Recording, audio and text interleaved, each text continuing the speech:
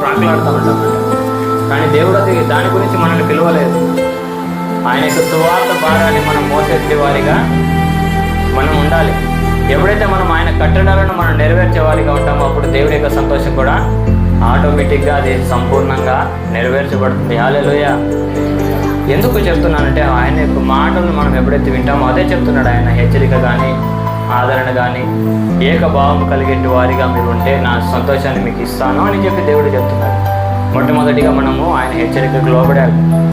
ఆయన హెచ్చరికకు లోబడితేనే మనం ఏదైనా మనం పొందుకోగలుగుతాం. ఈ లోకంలో ఉండే ఒక మనుషుడు ఒక కంపెనీలో జాబ్ ఇచ్చిన తర్వాత వాడు అంటున్నాడు 9కి రావాలి, 6 గంటలకు వెళ్ళిపోవాలి. వాడు అలా చేయకపోతే వాడు ఇంకో రోజు పనికి పిలుస్తాడా? లేదు.